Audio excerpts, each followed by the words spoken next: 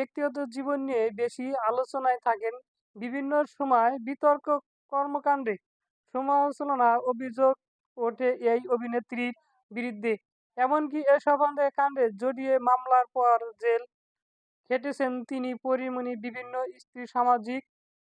বিভিন্ন সময় সামাজিক যোগাযোগ মাধ্যম সমালোচনায় ঝড় তোলে। সম্প্রতি বিসিবি বাংলায় এক অডিও বার্তা বোধ করেছেন দাবি করে পরীমনি বলে, অসহায় বোধের পাশাপাশি অবশ্যই অনিরাপদ বোধ করছি। শোরুম উদ্বোধন থেকে শুরু করে জনসাধারণের সম্প্রীতি যে কোনো অনুষ্ঠানে হোক, সেটাই তো আমার কাজ। অভিনেত্রী আরো বলেন, আমাকে তো এত বছর কেউ বাধা দেয়নি, তাহলে এখন কেন বাধা আসবে? আমার স্বাধীনতাভাবে নিজেদের কাজটা হয়ে দাঁড়ায় খুবই অসংখ্য গল্প লোকজন এবং তাদেরকে আমরা ভয় পাবো, পিছু বা হব, আমাদের সৃজনশীলতার কাজে বাধা আসবেই। আমি